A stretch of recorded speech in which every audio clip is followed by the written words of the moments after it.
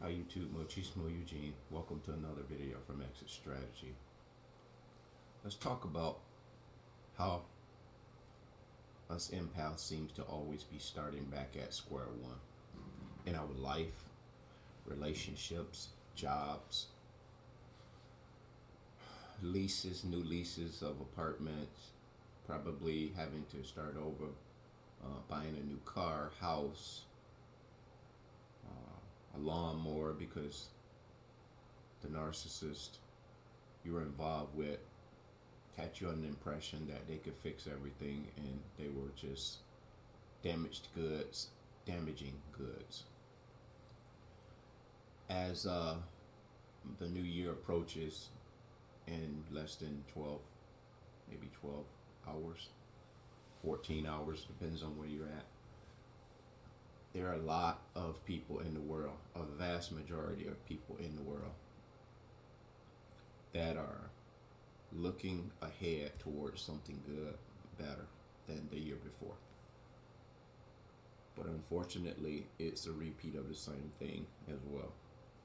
Us empaths who are awakened, chosen ones, awakened, we too were some of those same people. We felt like because the new calendar year was leaving and a new calendar year was coming, that things were going to be different. It was going to be a whole brand new start. All the old things off, looking forward to the new things. And not soon after, or not long after, we ended up back at square one. We didn't know that we were being set up to go back to start. It's pretty much like being on a hamster's wheel, I guess. And I think some have actually illustrated that as an example of being on a hamster's wheel when you're with these narcissists. Because you're chasing after something that you will never obtain and or attain to. It is in vain.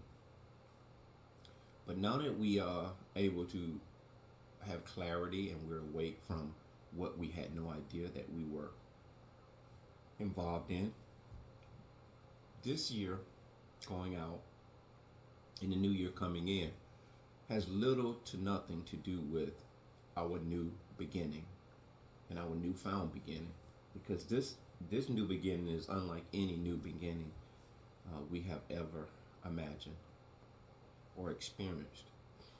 So I thought about the relationships that was involved in. This is before I became aware of narcissistic personality disorder and understanding that the behavior that I was involved with these people, both past and recent past, going all the way back. I often used to reminisce about how, and I do at times now, and I think we all do, think about how much we would have had with this or that person. And when I say had, we're not even talking about tangible things, some of which that's a part of it. Let's say, for example, 20 something years, almost 30 years, I would have been married to my first wife. We probably would have had a house paid for, buying a new one or living in a whole nother new house, probably owning real estate. The potential of what I often reminisce about in that respect, I think we all do, or we all have. Even though we have discovered that individual or individuals in those relationships may have been narcissists.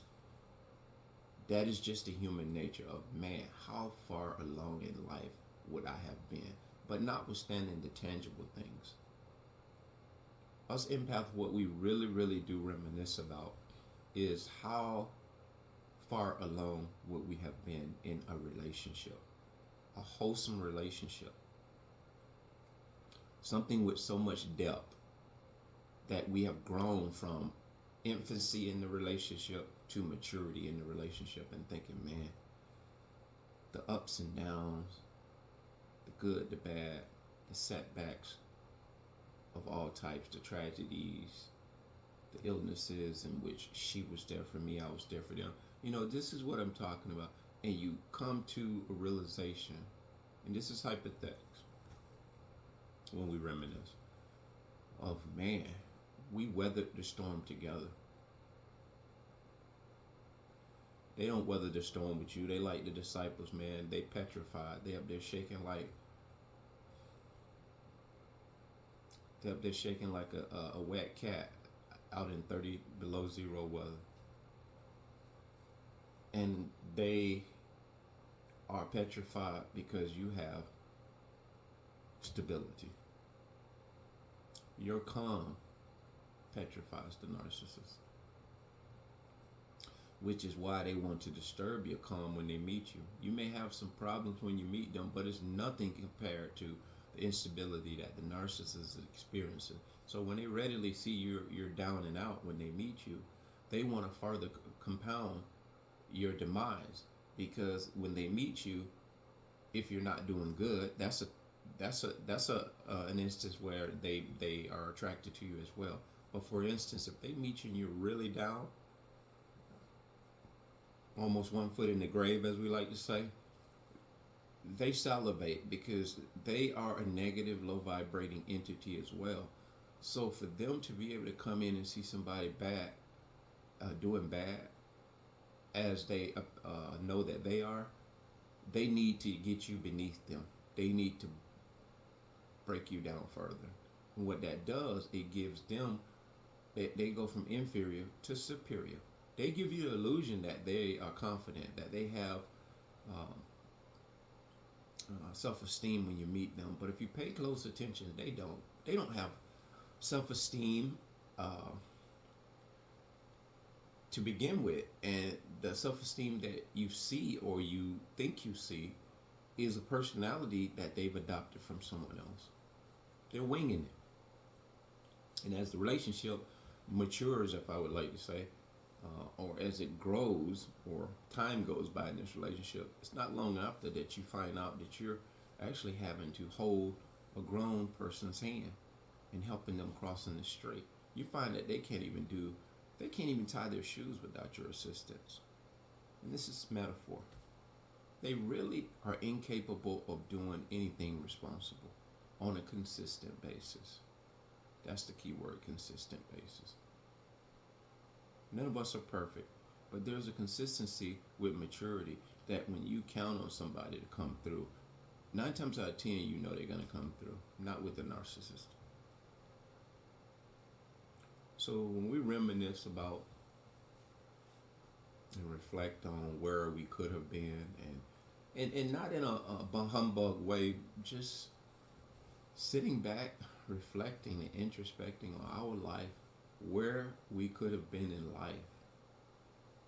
A lot of us are older. I'm 54. You think, man, I see people who have been involved with their mate, or they've started over in some cases, and still got a chance and opportunity to really, really get good pleasure out of this life. Now, that's not to say, even at the point of where a lot of us are, we haven't gotten a fair amount of delight out of this life. We just have to look at it from the point of the experience that we had bringing us to this point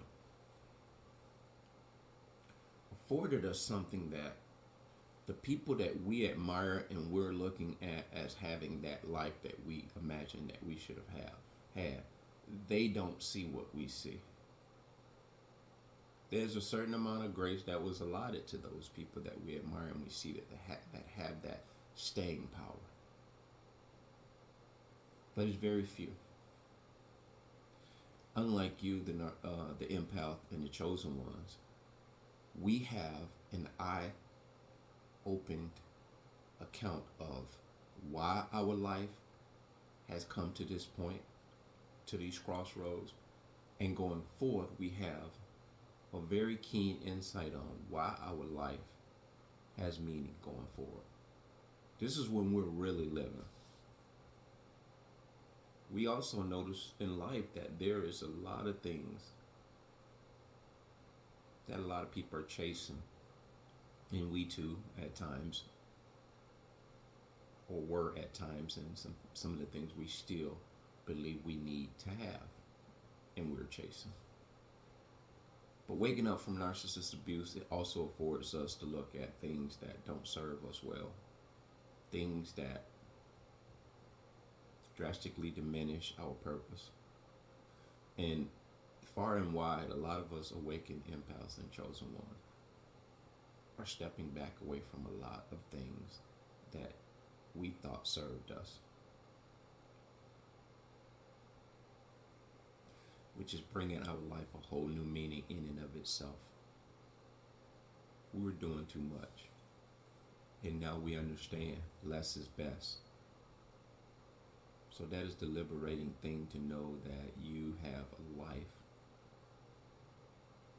worthy of the things that you have gone through to bring you to where you are.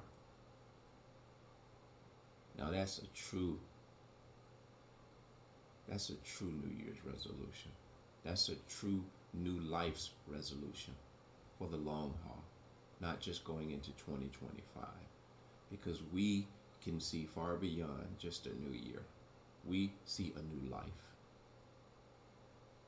I wish and I pray that most people saw what we see.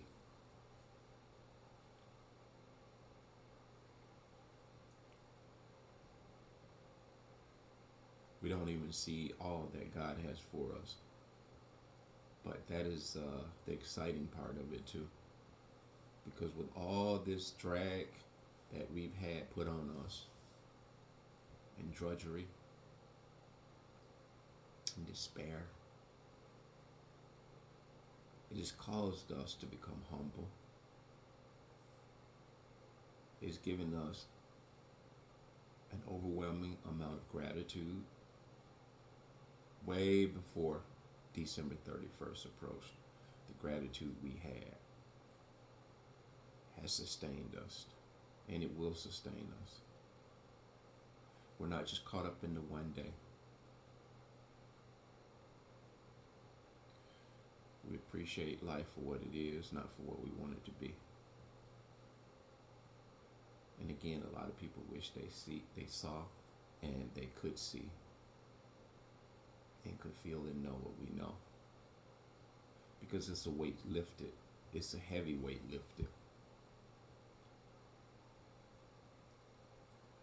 There's a lot of uncertainties in this world that we live in, that's around us. But we as empaths and chosen ones, we are certain of one thing. We're certain of this thing, that God is in control. He brought us here not to desert us. He brought us here to take us to the finish line. That is the hope. That is the hope not lost. And that's not philosophical. That is the hope that a lot of us believe in. We embrace that.